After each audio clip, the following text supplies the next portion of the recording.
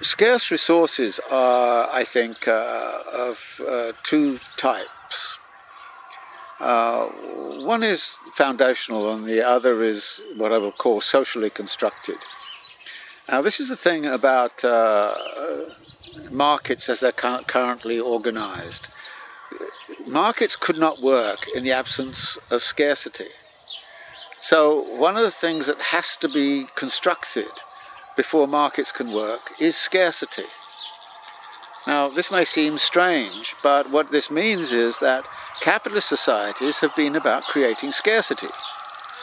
And the scarcer something is, of course, the more valuable it is, and so that is the form that the market takes under capitalism. And we ought to think about an alternative way in which the market can work. Many of the things which we think of as scarce in a foundational sense, i.e. they're scarce because oil is only, so much in the earth and water is only so much available. Most of them, it turns out, are heavily infected by this social scarcity which is constructed. Having said that, that does not mean that there are no natural scarcities, in the sense that there is obviously a finite amount of oxygen on planet Earth, there is obviously a finite amount of water on planet Earth, and so what we find, water is, I think, a very good example right now, that there is a basic commodity which is becoming increasingly scarce, in part because of the ways in which it's being used. So there's always a social component, but with 7 billion people on planet Earth, finding enough fresh water for all of them is increasingly a problem.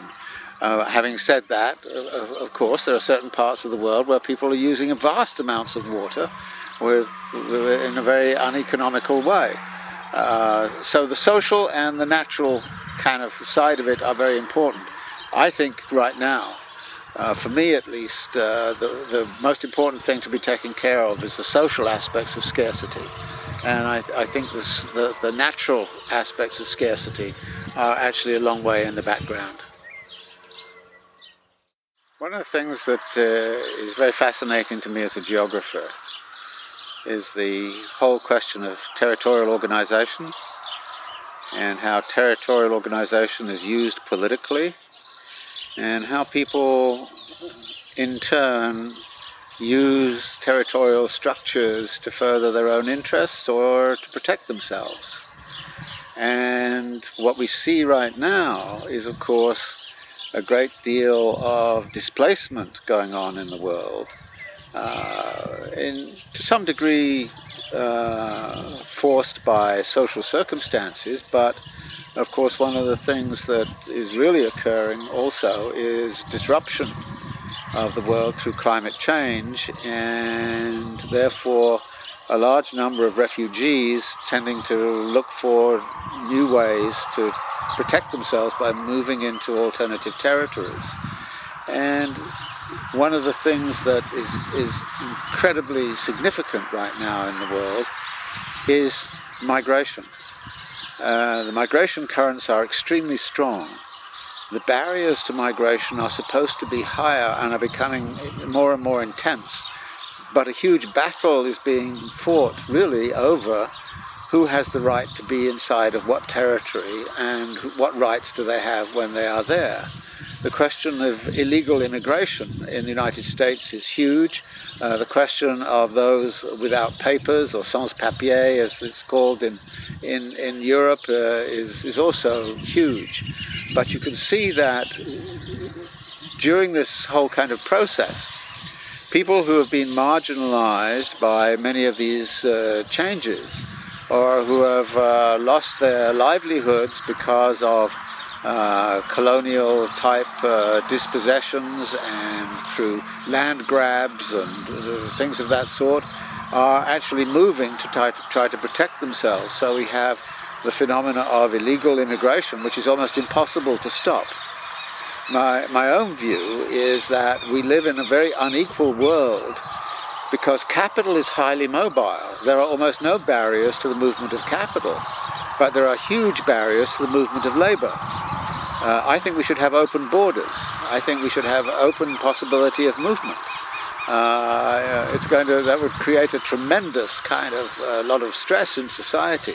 But again, if we're not going to have a society which is going to be increasingly about territorialized inequalities, that is, certain gated communities, and in some cases whole nation states which are sort of protected enclaves of the very, very rich, Switzerland being the obvious example, and these enclaves of the very, very, very rich living in an ocean of impoverishment. So the territorial organization of planet Earth is again something that has to be thought about as something that's going to evolve in the long term. One of the things I always point out is, we tend to think that the territorial organization of the Earth has been there since ever, but actually I think about 25% of the world's borders were drawn between sort of something like 1850 and between 1875 and say 1950. We now see them as set in stone, but they're not set in stone and cannot be set in stone.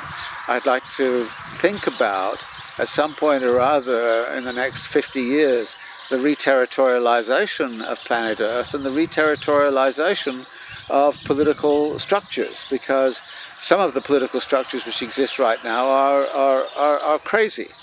Within the United States, for example, you have tiny little states like Rhode Island, which is about a tiny little place, and then you have California, which is one of the largest public budgets on planet Earth right now, and they're seen as somehow or other equal. Both of them have 2 senators, for example. It doesn't seem to me to be a reasonable form of representation. The same is true globally within the United Nations. You have very large nations and you have very small nations. And we then have to think about, how the Earth is territorialized and how people have rights within those territories, and how people cannot gate themselves off, either locally in terms of gated communities or nationally in terms of getting themselves in a nation state which maintains high privileges in an Earth which is becoming increasingly impoverished. In a crisis, and it depends of course on the nature of the crisis, there can arise a situation where money itself becomes valueless. These are crises of hyperinflation, and in crises of hyperinflation, you would immediately say, I would rather have things rather than money. I mean, to have a piece of currency and tomorrow it's worth only 1% of what it was worth today. So under those circumstances, you would rather have things rather than money. And there have been periods historically where that was the case, and where other kinds of commodities became, in effect, currencies. For instance, immediately after the Second World War in Germany, cigarettes and chocolate were basically forms of currency. I can imagine a situation where cans of cooking oil or cans of tuna or something of that kind would be a more effective form of currency than saying having a dollar bill under circumstances of chronic inflation. Now, one of the missions which the powers that be have undertaken over the last 40 years in particular is to curb inflation. So there is a great fear of inflation, and I think this fear has now become almost obsessive. We all need, I think, some way of representing our mutual obligations to each other. And I think early on the idea became very, very important about owing people, being indebted to people.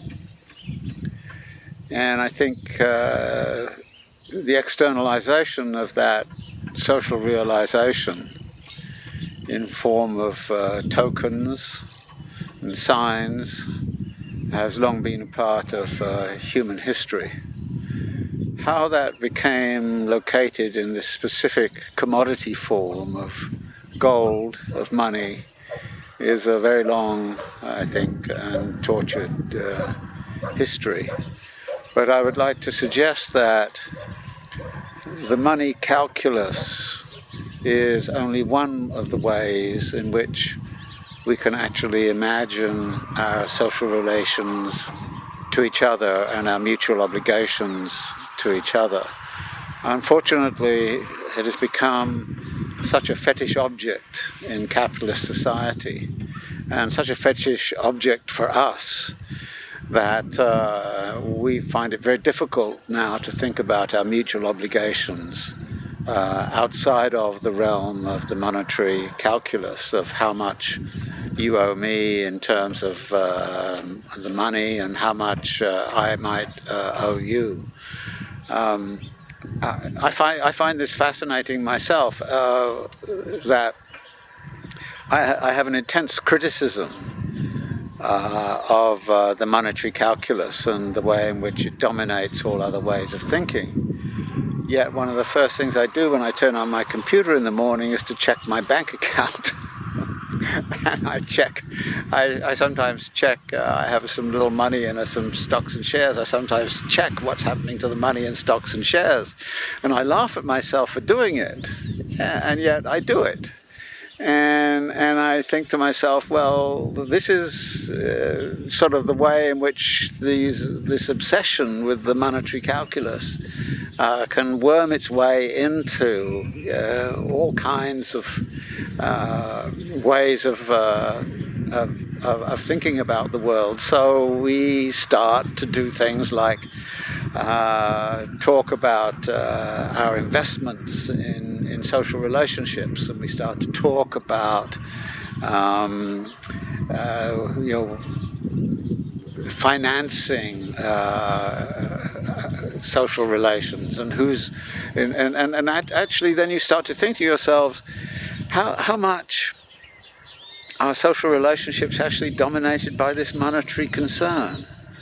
I mean, Marx actually talked about bourgeois marriage as a form of universal prostitution, and there's a very funny way in which, yes, when you start to look at how marriages get set up, they are very often about monetary conveniences and monetary contracts, and of course now there's all sorts of legal ways in which you can have prenuptial agreements and all sorts of things of that sort. So the monetary calculus, it seems to me, has wormed its way into the point where all of us, I think, are subject to its fetish powers, and it becomes very hard, even for the most critical of us, not at some point or other to be caught up in this fetish moment of desire for more money, power, and for desire for monetary control.